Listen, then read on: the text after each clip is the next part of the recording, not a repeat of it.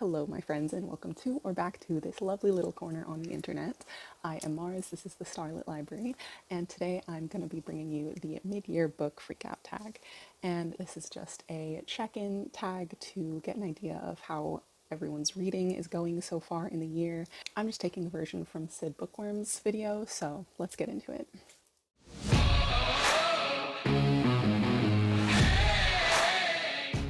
The first question is, how has your reading year gone so far? And personally, not so great. As I have mentioned multiple times on my channel, I've been studying and working towards getting my master's degree, which you'll be pleased to hear has finally succeeded. It's over, it's done, I have achieved the degree, and I've got a master's degree now. So cue the applause. Anyways, that has taken up a big chunk of my time. So because of that, I haven't been reading as much, and I also haven't really been reading that great quality of books, unfortunately. I've also been trying to mood read, but even then, it feels like it's kind of just been like a 3-star year so far. There have been some good things, but for the most part, I feel like I'm not very satisfied with it, and I would really like to change that up in the next part of the year. The second question is, what is the best book you've read so far? And my answer for this is easily The City of Dusk by Tara Sim. This chonker was so compulsive. I initially had it on ebook. The prologue is 1 page and it hooked me. I I was absolutely like floored, and I just immediately started kind of binging this, and then I had to pick up a physical copy, and I'm this was so much fun. This is about 4 different heirs in the royal families, and they all kind of want to get the attention of the king and take over to eventually be the successor.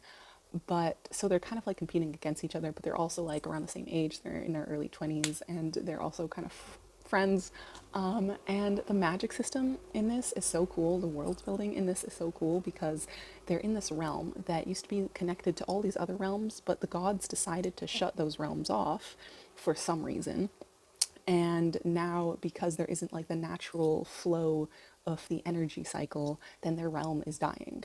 And so they're trying to find a way to like open these portals back up and kind of defying their gods. And it's so good. I will admit though, like this didn't feel like super solid of a 5-star. I don't think I genuinely have a 5-star, unfortunately. But because I feel like the ending, I was a bit confused, or maybe I mean, I think I was the problem.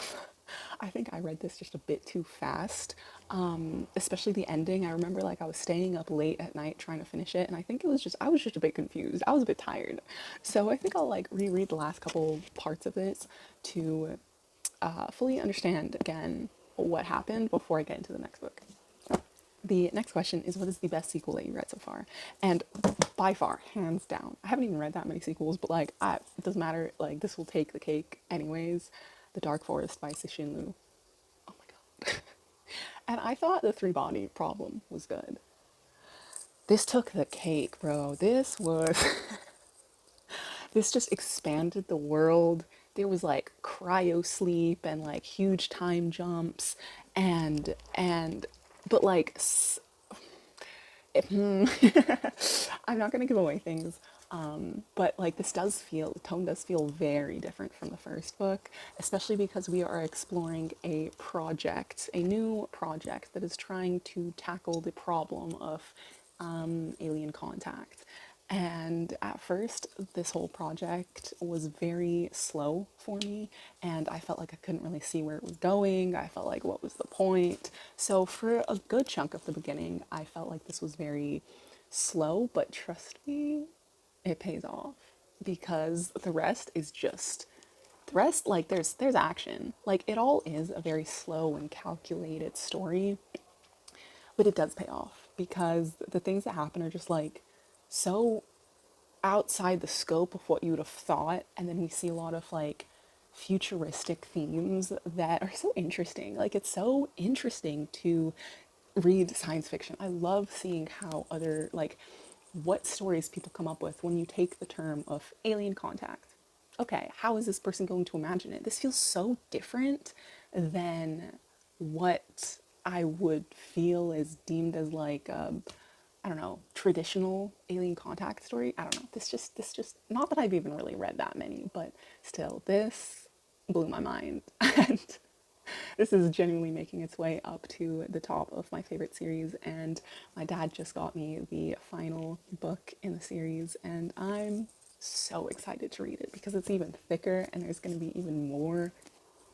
And just like, especially the philosophical points of this are so interesting. Like, I love just having something that makes you stop and think. And I could go on.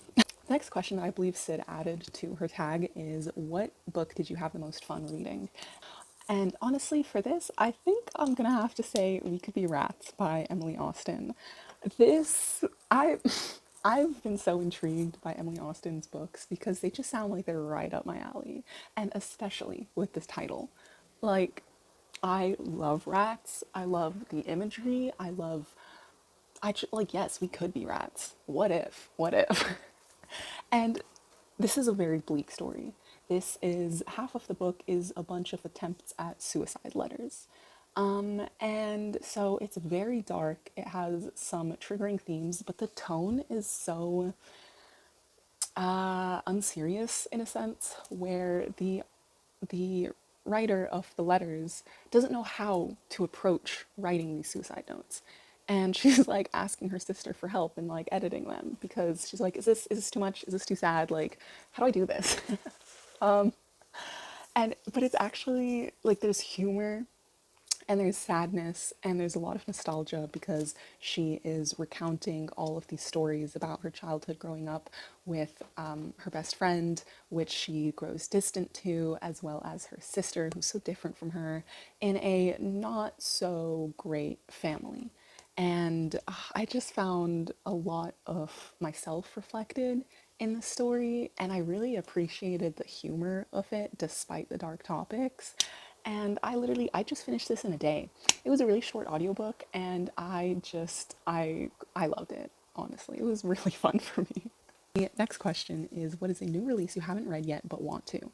And I'm not really a new release type of person. I don't really keep up with them that much because I know there's just so much on the backlist that I want to get to. But I will say, Joe Abercrombie's new book, The Devil, sounds like a hoot and a half. Like, it sounds so much fun. And I haven't read any of his things before. And I think that that whole First Law universe would be a bit intimidating for me to get into, so I would definitely love to check out The Devils. Other than that, I got an ARC for 7 Recipes for Revolution, and I thought it said that it came out in November, but I guess the date got changed and that it comes out this month, or that it already came out this month or something. I'm not sure, but I would really love to read that because the tagline is The Bear, the show, meets Attack on Titan, which sounds fucking incredible. Apparently, the newest installment in the Voralian Saga, which is an indie published series that I've been reading called The Dance of Destiny. Oh, wait, no, that's the third book. Oh, what's the fourth one? The fourth book, The Scars of the Wicked, came out in April, and I have yet to read the third book, but I would love to. So that was a nice surprise. I had no idea that that came out this year. And another one is another indie published book called Island of the Dying Goddess. That came out in May, and it just sounds so cool, so dark and twisted. I couldn't really tell you what it's about right now, but I might pop up a screenshot of the synopsis because it just sounds really cool, and I would love to promote more indie published books. The next question is, what is your most anticipated book for the second half of the year? I know I have yet to read the second book of this, but I know that the third book comes out in December, I believe. So I'm very excited about that, as well as the fact that Ken Liu is coming out with a new book that is completely like different type of genre, I think. I'm not sure what it is, but it's Ken Liu and I trust him. I haven't read his Dandelion Dynasty, but I know that he translated the first and the third book of this series, and I don't know, I just trust him. I just trust him. There's one called Herculine, which is a trans horror. There is also, of course, We Love You Bunny by Mona Awad. Nobody knew that was coming. but that's going to be a pleasant surprise, I hope. There's also another one that caught my eye was the macabre or macabre. I can't roll my R's. I'm sorry. It's by Kosoko Jackson. It's about cursed paintings and an art collector or something to do with the art world and 10 cursed paintings. And that just sounds so cool. The next question is, what is the worst book you've read so far? And this will easily go to a book called The Song of Blood. Wait, what's it called? Song of Blood and Stone by L. Penelope. I picked this up just on a whim. It sounded cool, especially with the magic system, but it was mostly a romantasy that was just insta love, just insta pining. And I'm not that type of dude. I don't. No, thank you. I would like some yearning. I need some actual like build up, and I couldn't really tell you what this book is about because I wanted to put it down so many times, but the magic system just sounded so cool that I just wanted to see if it was worth it. Also, there's like 5 books in the series with like 4 novellas, so it's a commitment. But I do know that the next books follow different perspectives. So I don't know if it would be something worth like trying. But the main character is an earth singer and it taps into like elemental magic, but she can't use too much, otherwise it wears her down. And then there were these like prophetic dreams that connected her to a previous queen and other things, but I wanted to put it down. I didn't really care about it that much, and it just it just wasn't my cup of tea. It just wasn't. So, moving on from that, kind of along the similar vein is what is the biggest disappointment so far, and I'll say I didn't hate this. This isn't the worst book. I was just a little disappointed in The Unbroken. Don't hate me. Don't hate me, please. By C.L. Clark. I was expecting to love it more than I did. That's the thing. That's what was disappointing to me because it just felt very repetitive to me. Because it's just the same thing, just kind of kept on going over and over again. And I was like, okay, okay, okay.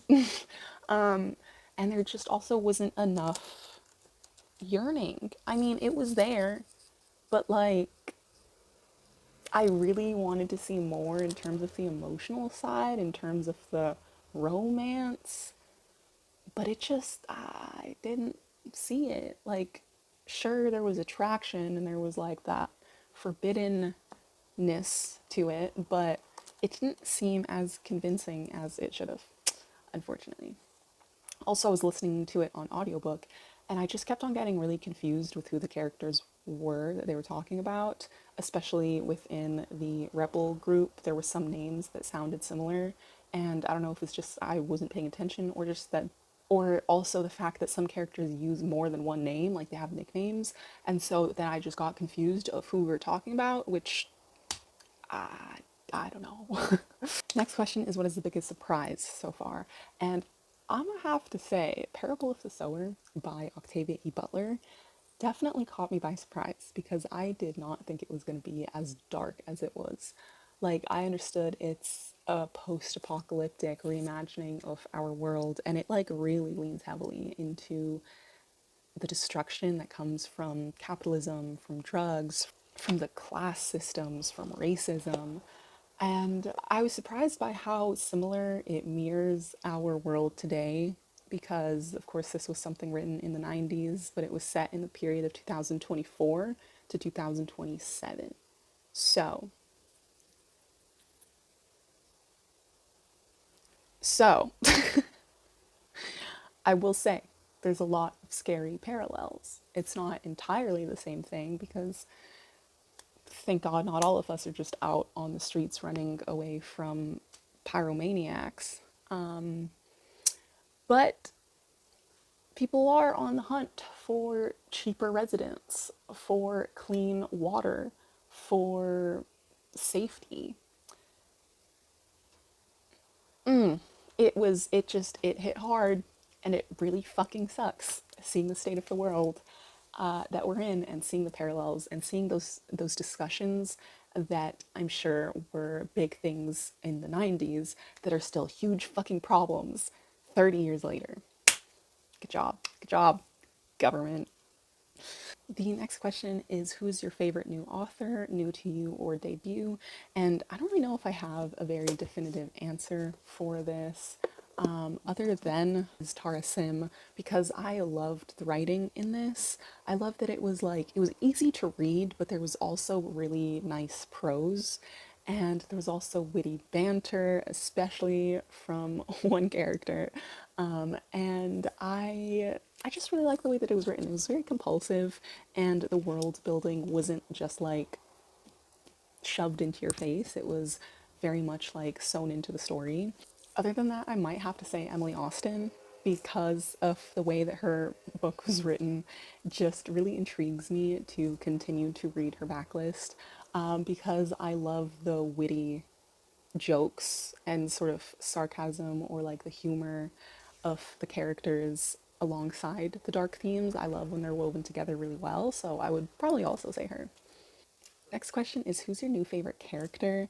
And I'm gonna have to say Tasia from this book, because she is dark, but she's funny. She also has some insecurities, but she, at the end of the day, kind of just wants to be free. She doesn't want to be vying for the chair of being the next heir, but she was kind of put into that position based on the circumstances. And she has always just dreamed about being free and about traveling. And I resonate with that. And I also really appreciate how she deals with a lot of questionable morals, but you do see her struggling with that, and you see her kind of like not sure about where her loyalties lie, and how she wants to make the right decisions at the end of the day, but they might not always be the healthiest or the good decisions. She just has to do what needs to be done for the realm and for her family, and I just think she's a really strong character. And I also have to give a shout out to Naynor. I believe that's how it's written in the little character glossary. Naynor, the 44-year-old Sklivendi barbarian, chieftain of the Utamont. That might be, if you read this, that might be a very questionable choice for a new favorite character, which it is. He's not a good person at all. But I'm just very intrigued. Him and Kellis. Him and Kellis, I'm very intrigued by both of them as characters, individually and in their interactions. Also, the way that we like kind of see Naynor questioning things within his head, but then he continues to make like the worst, most barbarian decisions, and so I'm just not sure if his character arc is going to change at all. But yeah, as well as Kellis, his just what is going on with him? Who is he? What is he? Very intrigued. Very intrigued. The next question is, what book has made you cry? And I'ma straight away say We Could Be Rats. There was a scene talking about the family dynamics that immediately just made me cry. It wasn't even all that special, and it wasn't even all that emotional, but like for me, it was. It hit personally. So that definitely made me cry. Other than that, I remember that Black Psychedelic Revolution made me tear up at the end. It was a very powerful book, especially in its imagining a sort of what if future world with the use of psychedelic therapy. And when the author brought in their own personal stories and experiences into that, there definitely was instances that made me cry within that book. Next is, what is the most beautiful book you've bought this year? I haven't bought any special editions or anything. I just buy all my books secondhand. I will say this is definitely one of them. I love these covers, and unfortunately I dropped it and it got a crease down the middle, but that's okay. She's still beautiful. But I need to take this opportunity to shout out indie Italian artists because in April, no, in May, I went to an art and comic like festival kind of where there were a bunch of artists setting up their stand with all of their art or their books, and I got this beautiful copy. It's called The Nine Magicians, and it's a comic book which is a collaboration between 9 artists, and they all created their own character. And the art style changes in the comic when each new character is like introduced, and it's full color, it's super bizarre, and it's all in Italian. And it's just super, super cool. And one of the same artists, I believe, that worked on that also had these collections of tour guides for these worlds that they created. And these are also extremely unhinged.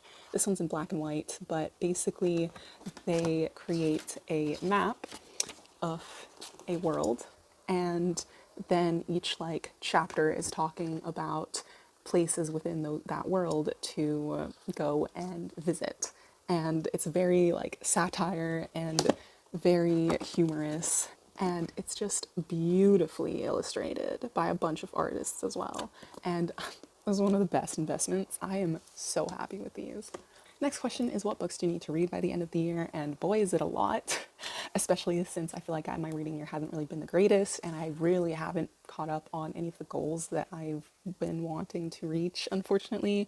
But given the circumstances, whatever, like I'm not going too hard on myself, but I definitely do want to remedy that. And I would say that my priorities are definitely The Emperor's Blades. Eventually, I'll finish this. Still kind of just on the back burner. But it would be nice if I finished this year. This would also be nice to finish this year because I really haven't been doing well on continuing series because there's so many shiny new series I want to start. I would also love to make my way through The Faithful and the Fallen, and it would be beautiful if I actually finished this because now it's been like 2 years since I've finished Six of Crows, and why I'm putting this off, even though it's just a duology, I'm scared and I spoiled myself for something, and I don't know if I can face that. And it's just gonna be a hard journey, but this would be a great thing that I would need to get done. Other than that, I don't know, like a lot of them, all of them, definitely this. I would really like to continue finishing up in this series and then start Empire of the Vampire because that'll be amazing. Yeah, pretty much like everything. Everything is what I would like to read. So we'll see. Next question is, what is your favorite video that you've made this year? And because I've been on hiatus, I haven't really made a lot, but I will say that I do really like my top 10 favorites of the year book. I will link that up for you to go see if you haven't already. But I like the way that I combined awards with my top 10 rather than it just being one or the other. Those books from last year were really special and I loved raving about those, and I think I think that that video was really nice. And finally, the last question is, any upcoming videos you're excited to make? And for this, definitely. I unfortunately am only filming on my phone. I don't have a camera, so it does kind of make it hard when it comes to the memory and storage. But I really do want to try and make more vlogs as well as sort of themed videos. I was working on a video last year of me watching The Three Body Problem, and I stopped that vlog because I needed to read the second book before the first season finished, because a friend told me that they started going into the second book in the last episode, which is kind of criminal in my opinion, especially the fact that there's only like 8 episodes, and within those 8 episodes you couldn't just focus on the first book. So I stopped that, but I would really like to get that out and continue working on that because that was really fun for me to do. But I don't know, maybe let me know if there are specific books that maybe you would like a specific reading vlog for, or maybe just drop some ideas of things that you might want to see so that I get an idea about what you would want as an audience to see. And I will continue to try and do my best. And that's a wrap. Thank you so much for joining me, for listening to me ramble, for getting a taste of how my reading year has gone so far. Evidently not the best, but I hope that with all of these books on my priority list, that I will continue to have a better reading year. And I hope the same for you. I hope you're picking up those 5-star reads and those 5-star predictions, and that you are having an amazing reading year, any year in general. Let me know what your favorite book has been so far this year. I would love to know. You can leave a little magician emoji as a comment, as an ode to this beautiful book. And if you like this video, feel free to like it. Feel free to subscribe if you'd like to come back and see more content. And I will see you in the next one. Thank you. Bye.